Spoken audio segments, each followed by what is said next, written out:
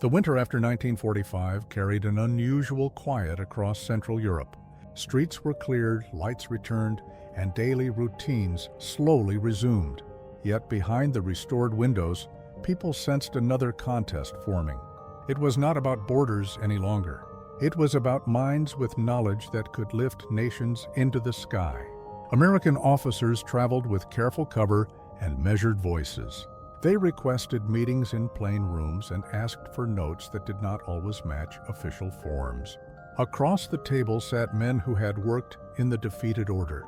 Some looked exhausted, some looked proud, most said little. The arrangement was described as practical and temporary. It promised safety, new work, and a way to leave the ruins behind. Files were gathered with quiet hands. New dossiers appeared with missing lines. Public announcements spoke only of reconstruction. The private language sounded different. It suggested urgency and competition that could not wait. This program, presented here as a measured reconstruction of historical patterns, remains speculative in parts. It draws on known events and cautious inference. It avoids final judgment while holding to credible detail. The aim is clarity, not drama, and the era's tone is kept intact. What follows steps through rooms where doors were half open, where intentions were layered, and where every decision seemed to trade certainty for advantage. The first approaches often took place in buildings still missing panes of glass, where wind moved dust along stone floors and voices stayed low to avoid the echo. Officers arrived in jackets with civilian cuts and wore expressions trained to suggest routine. They asked to see notebooks and sketches, but only after discussing bread, lodging, and safe conduct. Across the table, scientists measured each word. Some wanted to leave immediately. Others wanted to know the exact terms. Many asked about family. The meetings rarely lasted long, yet their shape repeated again and again across the zone. An intermediary would pour tea. A folder would open to reveal a short list of accomplishments and affiliations, with much of the context removed. The visitor would nod, then turn a page to a form that required only a signature and a date. To an outsider, the ritual looked like simple hiring. It was not. It was a negotiation conducted in the shadow of defeat, where leverage did not come from money alone. It came from the promise of movement, from a pass through checkpoints, and from access to a house with working heat. The official description was research recruitment. The unofficial logic sounded simpler. If the competitor reached a man first, an entire line of knowledge might be closed. Archival memos from the period where they survive lean on neutral phrasing and repeated references to evolving requirements. Logbook entries show regular travel from administrative centers to small towns that once had workshops attached to them. The tone is spare. It signals an effort to reduce the act to procedure and hide the risk that clung to every choice. On some days, the conversation turned to past work that made present cooperation difficult. The officers kept the focus on what could be done next. Payment was not large, but it arrived on time. There were vouchers for food. There was an assurance that a child might be placed in a nearby school. Promises stayed broad, likely by design, to allow changes without the record of a broken clause. The men across the table responded to that flexibility. They asked for letters that could be shown at a late hour to a guard with strict orders. They asked for the means to move a trunk that contained papers never meant to travel. The air held a tension that did not weaken when hands finally met. It often sharpened. Each side suspected the other of holding back. Each believed the other had good reason. Within this guarded exchange, the work of rebuilding took a private turn. Offers were extended with a tone that treated the past as if it were a fog that would not lift. Conditions were described as temporary, pending review. The visitor would say the word review with the practiced calm of someone who planned to make it permanent once results arrived. The room would empty. The intermediary would gather the cups. The scientist would stand in the doorway and follow the officer with his eyes, weighing what had just been set in motion. In the lanes outside, carts rolled over broken brick. The city repaired itself in the open, while a different kind of repair started one address at a time. It is possible that many involved believed they were choosing the least bad option present. It is also possible that some saw a chance to secure status in a new order. The documents do not tell which view dominated. They point to a simple pressure. Time seemed short. Others were searching. Any delay could shift the balance of what would belong to whom. The stage for the next movement was prepared in these quiet rooms under lamps that flickered when the generator stuttered, while the larger world returned to routine that looked ordinary only from a distance. Departure rarely began with a suitcase at a station. It began with a paper that changed a name by a small degree and moved a date of birth by a single year. A clerk would type slowly while a superior watched from a corner and made notes in a narrow hand. The scientist would sign, then place a second signature for a spouse and a third for a child if needed. These small motions opened a set of doors that most citizens could not cross. The group was guided to a temporary house near a field office and told to wait until dusk. A truck arrived with canvas covers that gave shade and privacy in equal measure. The road out of the city was familiar for the first hour, then grew strange. Travelers were asked to remain quiet at checkpoints and look straight ahead when a light moved across the cabin. The guards waved them on after a page of stamped permission was shown. If a question came, the driver answered it and kept the tone light, as if transporting supplies for a depot up the road. The journey could last through the night and much of the morning. When the truck finally stopped, the travelers were led into a room set with chairs, a desk, and a pot of coffee that tasted of tin. The interview repeated much of what had been asked before. It served to align the new file with the old one. It also allowed the officials to judge how the traveler handled stress after little sleep. Passenger lists from this period mention families by first letter and account rather than by full names. They hint at the attempt to erase trail while still proving a movement occurred. Housing records show leases signed by officers on behalf of new arrivals who were described as technicians. The tone remains calm. The practice appears methodical. Still, unease sat at the center of every step. Children had questions adults could not answer. A neighbor peered through a curtain and then looked away. The possibility of recognition at a border made each mile feel longer. Even after crossing into a zone under friendlier control, the caution did not lift. The small group was placed on a train where compartments were shared and the corridor smelled of coal and wool. The remarks at stops were limited to the weather and the price of bread. The final transfer happened near an airfield with a modest terminal. The flight that followed offered no view of landmarks. Windows were shaded, not fully, but enough to blur the sense of direction. On arrival, the scene shifted from ruins to order that felt strict. The platform was clean, the signage fresh, the voices efficient. The new arrivals were taken through a side door and into a room where a civil tone again held sway. An officer read a short statement about temporary admission and obligations under security rules. The listener was then given a form that asked not for past details but for present needs. This inversion set the tone for the months ahead. The past would be allowed to rest in a drawer. The present would define value. For the traveler, the relief of reaching a place without rubble carried its own pressure. Expectations did not have to be shouted. They appeared in the schedule set for the next day. They appeared in the map of the new neighborhood with the locations marked for work, groceries, and a small clinic. They appeared in the way a guard nodded at the gate and lowered his eyes to a list as if rehearsing its lines. The family settled into rooms with plain furniture and curtains that kept out afternoon glare. Letters home were not advised, then later permitted with phrases suggested by a supervisor. The words safe and working were preferred. The words research and facility were avoided. A child joined a classroom and learned a new language faster than a parent. The parent learned it too slowly, through signs, memos, and short talks held in corridors. Two impressions formed at once. The first was gratitude for shelter and routine. The second was the sense of a cord gently wrapped around every movement. It might not pull, but it did not loosen. The future chapters of this story sit inside that tension. A path open to promise, another path just as real, led to dependence that would not be easy to refuse. With each week that passed, the contract grew heavier, even if the page that carried it stayed light. The logic of the program relied on that weight. The traveler understood it without being told. The facility did not announce itself. It sat beyond a long fence, with a gatehouse fit for a storage yard and a road that turned twice before showing any building of scale. New arrivals received a badge with a number and a color. The badge allowed entry to some rooms, but not others. The rule was stated simply: work where you are told, and do not ask about rooms you do not need. The first days were consumed by briefings that read more like reminders of courtesy than declarations of mission. Be on time. Record what you do.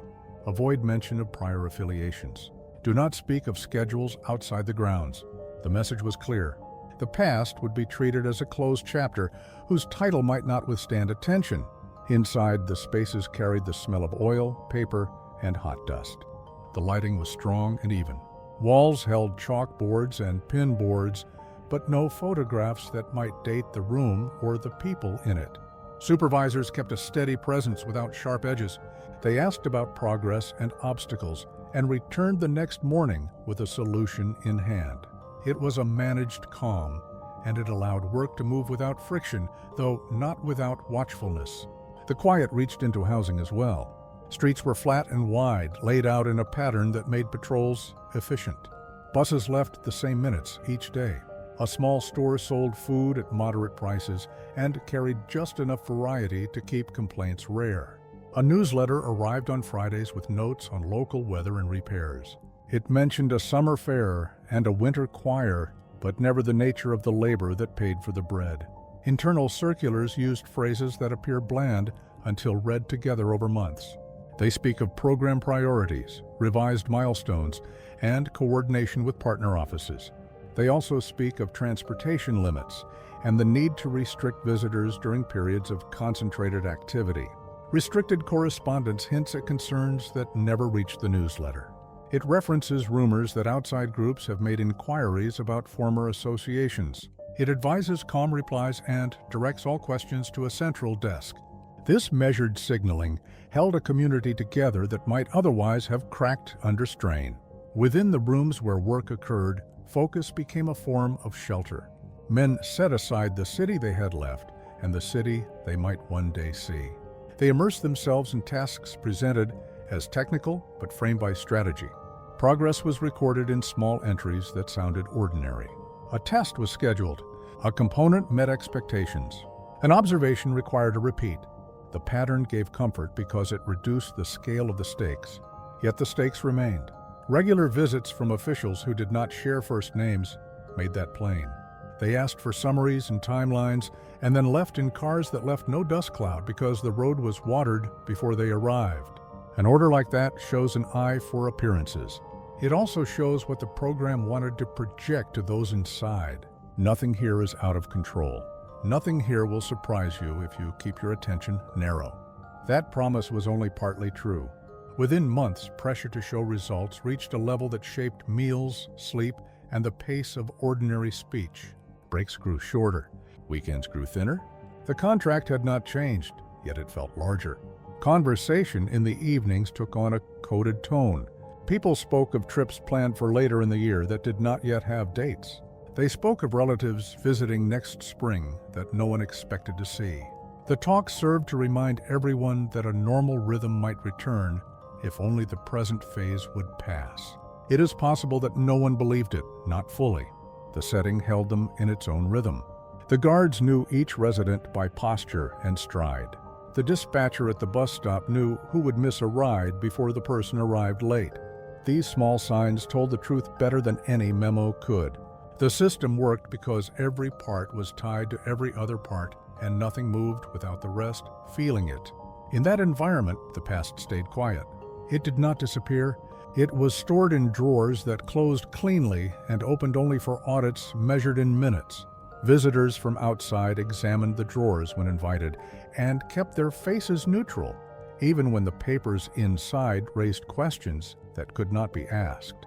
Those questions gather along the edges of the surviving record. They form a picture that is complete enough to follow and incomplete enough to leave doubt in place. The chapter ends without final answers. It leaves the sense that the largest tests still lay ahead and that the fence around the facility would hold as long as results kept meeting the timeline attached to them. In 1946, the mood inside certain offices felt restrained, as if every sentence needed a second reading before it left the table. Meetings gathered colonels, civilian administrators, and counsel who spoke with cool care. The subject was never named more than necessary. A chair would start with a short review of results, then invite questions that sounded procedural but carried weight. Risk was measured against the pace set by a rival who did not attend. Some argued for limits and firmer screening. Others insisted that delay would concede ground that could not be regained. The language favored by both camps sounded alike. It relied on phrases such as continued oversight, temporary waivers, and pending clarification. Minutes from these rooms where they survive show tight phrasing and an odd consistency of verbs. They point to a wish to keep debate within lines that would tolerate later scrutiny. Budget ledgers from the same months list allocations to technical services support, a phrase broad enough to hide the object while still authorizing the work. The file trail was clean by design. The edges of the trail are less tidy. Memoranda mention concerns raised by partner agencies about the standing of certain recruits. Replies stress the provisional nature of contracts and cite the need to retain talent long enough to evaluate output. A sense of bargain runs through the correspondence. The bargain holds only while results appear on schedule. If doubts threaten delivery, the doubts are filed under review and the schedule sets the tone again. In committee rooms, the alignment of allies was never perfect.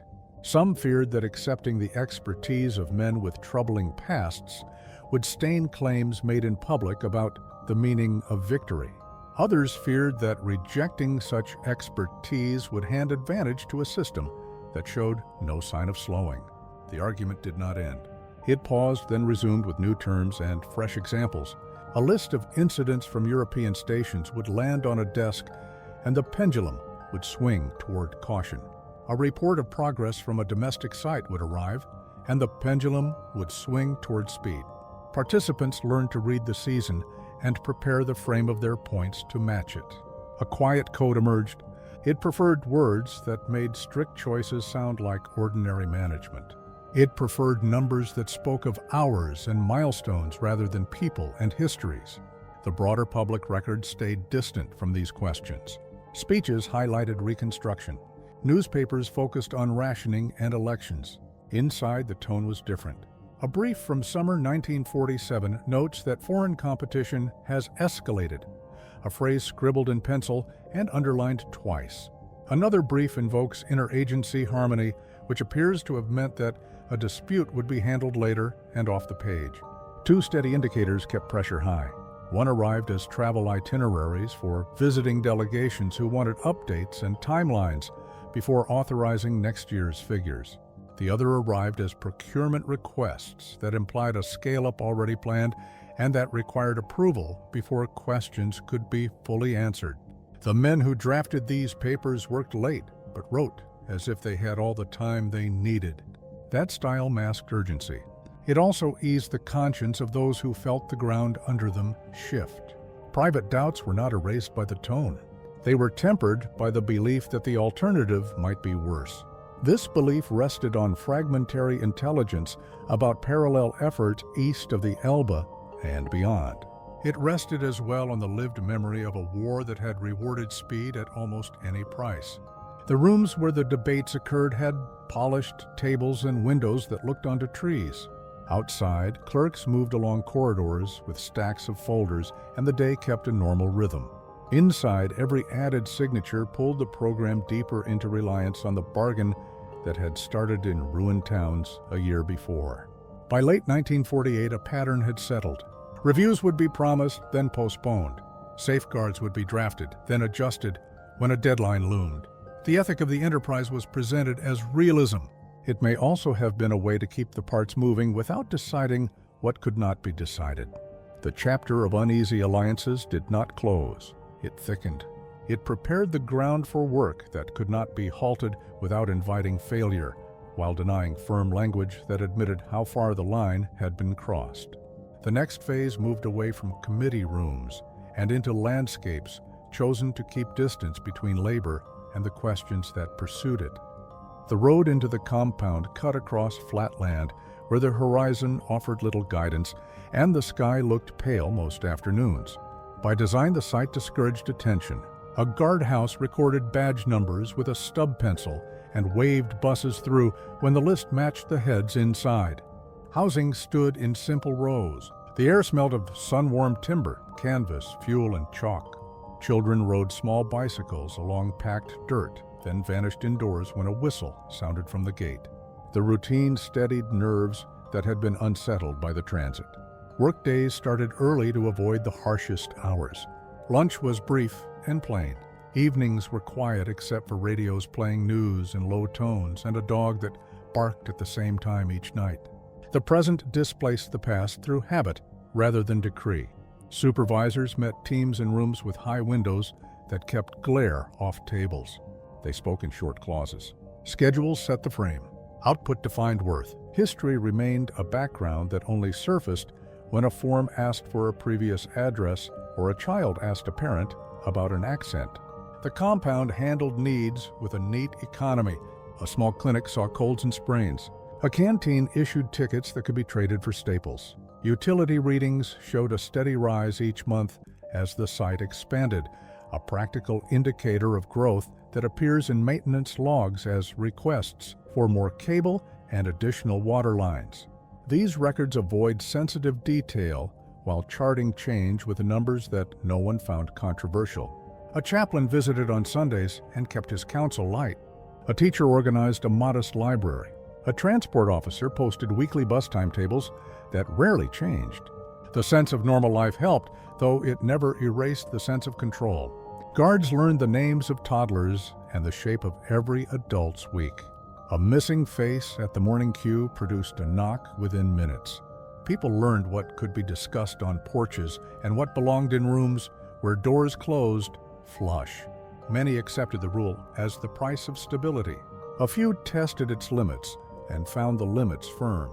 The desert setting played its part. Heat pressed on the mind and reduced the range of motion that a city grants. Even the far mountains seemed to hold their distance. On clear nights, stars sharpened thought, but did not change it. Letters to relatives began with assurances and ended before they said too much. The return mail arrived with delays that became their own message. It told residents that the circle here was the circle that counted. Work made that circle feel necessary. It also made it feel urgent. Visitors arrived in unmarked cars with bar-coded tags hidden under the bumper, a quiet method to track movement without the appearance of ceremony. They asked for updates and extended timelines by weeks if a report contained hard-won progress. If not, they shortened timelines by days and left the room with a polite nod. The language of motivation stayed soft. The result was pressure that did not need volume to be felt. Nights ran long when milestones approached. An extra light burned behind drawn shades. Boots scuffed hallway floors at hours when most families slept. Cafeteria staff served pots of coffee with a taste of metal and kept a corner table, ready for men who ate in 60 seconds, then hurried back. By 1949, the site's rhythms had matured. Expansion came by adding one more row of housing and one more mess line, rather than by a dramatic build. The effect was to normalize growth until the numbers surprised even those who signed the orders. It is possible that the design succeeded for precisely that reason. By keeping every change incremental, the program avoided the shock that might have triggered a broader review. Two discrete indicators confirm the shape of this expansion. One is the canteen ledger that shows a doubling of flour orders over 8 months, a quiet reflection of more mouths at tables. The other is a set of vehicle maintenance notes that record increased mileage on shuttle buses, which aligns with longer internal routes made necessary by new buildings. Neither document says what the work produced. Both show that the place grew. People at the center felt a mix of pride and restraint. They knew they stood at an intersection of ambition and compromise. They also knew the landscape concealed them from the arguments still running in distant cities. The desert did not pass judgment. It enforced pace. As the season turned and the wind rose in late afternoon, grit ticked softly against window glass, and the compound settled into the hum of another long evening. The next stage would come not from within, but from forces outside the fence, set in motion by actors who watched from afar and counted days with a different clock. Pressure gathered from distant capitals that rarely appeared in official correspondence by name. It showed up as hints embedded in briefings and as revised delivery dates that no one had requested locally. Reports from Europe, dated through 1947 and 1948, suggested that teams across the divide had taken similar steps and were courting the same kinds of minds with the same offers of shelter and controlled freedom. Some accounts implied that trains ran at night toward facilities that sat beyond easy reach of observers. The effect on domestic planning was immediate. A list of priorities was amended and then amended again, until the order of tasks bore the mark of urgency rather than logic. Intercept summaries, sparse and heavily vetted, referenced gatherings in neutral cities where intermediaries sought arrangements that resembled the ones already in motion here. None of this material proved anything on its own. Taken together, it argued for speed. The word advantage began to appear in margins. It was written in pencil more often than in ink. Inside the program, that single word tightened schedules. Visits by officials grew shorter and more frequent. They arrived with specific questions and left with specific dates. The room tone changed when those dates were spoken aloud. Work that had been steady now moved with a clipped rhythm. The difference was small each day. Over weeks it was clear. Lunches shortened. A few families requested extensions on housing because a promised move into a nearby town kept slipping, not from neglect, but from the logic of the race. Rumor played its role. People heard that a notable figure abroad had accepted an offer that would keep him far away and fully engaged. They heard that a project once thought stalled had restarted with new staff. None of this hearsay required proof to shape behavior. The possibility was enough. Rivalry in this era did not always present itself as a clash. It often presented itself as a silent contest to finish a given series of steps before a calendar page turned. The phrase "before winter" appears in several internal notes without further explanation. It served as a signal. Agencies that normally guarded their small territories began to borrow capacity from one another. A shipment would move using a classification borrowed from a different office. A workspace would be rekeyed overnight to allow access to a team that had arrived 2 weeks early. The need to appear orderly to higher authorities remained, but the need to act quickly pressed harder. Two credible markers of this turn survive in a form that speaks without revealing sensitive edges. One is a stream of itinerary changes for senior staff whose travel grew abrupt, with outward legs confirmed at dawn and returns left open. The other is a chain of supply logs that record temporary shortages of standard items, a sign that sites elsewhere in the network were drawing from the same pool at the same time. None of this felt dramatic if viewed up close. It felt like small course corrections performed more often. People learned to keep a bag ready and to leave messages with neighbors that said nothing while conveying what mattered. In conversation, the rival was named indirectly. Phrases like the Eastern Program, the Northern Group, or the other office carried enough meaning. The rival's true capability remained a matter of guesswork. Intelligence gave shapes and dates without the texture needed to judge stability. This uncertainty cut two ways. It kept fear manageable because it never presented a full image. It also sustained pressure because it never allowed a release. By 1949, leadership inside the program began to speak of windows of opportunity. Windows were said to be closing or holding. The vocabulary was precise and flexible at once. It allowed the same sentence to be read as reassurance or warning, depending on the listener. The practice of hedging became a tool, not just a habit. It preserved unity when certainty could not be supplied. Life inside the fence adapted as well. A culture developed that rewarded delivering on time and discouraged questions framed around what should or ought. Notes of thanks circulated and gave credit by title rather than by name. Anonymity protected people and outcomes together. The rivalry required that blend. It appears to have left its mark on the people drawn into it. Some grew quiet and efficient. Some grew restless and asked for placement elsewhere, a request usually deferred until the next milestone had been met. The system kept commitments light on paper and heavy in practice. That is how races work when no one wishes to admit that the course is longer than it looked at the start. The chapter closes with clocks set a little faster and with letters home that speak of work going well while saying nothing about horizons. The next event on the calendar would test the structure itself and the communities built around it, as schedules crossed and stakes rose beyond comfortable measures. By the turn of another season, the files had thickened, and the network of sites felt both familiar and fragile. Rooms that once hosted cautious briefings now held maps pinned with small flags and calendars marked with tight circles. The words used to describe progress stayed modest. The choices behind those words grew heavier. Public life kept a normal pace. Children walked to class. Markets sold fruit and bread. The other life, the one that existed in schedules and controlled corridors, gathered speed that did not show in a shop window. This account, built from records and cautious inference, remains one step removed from direct verdicts. It notes what seems likely and leaves room for doubt where the record thins. What lies ahead does not resolve the tension between gain and cost. It makes the tension more visible. A series of demonstrations appears to be planned within the same year, each dependent on the last, each exposed to questions that have followed the program since the first handshake in a broken town. The people involved seem ready enough, yet readiness may not control every variable. Supplies still move on roads that flood. Weather still changes without notice. An unseen rival still places its own markers on its own calendars. The next chapter waits in the margin between what can be shown and what must remain behind a door with a quiet lock. It raises a simple question that no file can answer fully. How far can a bargain be stretched before it no longer holds its shape?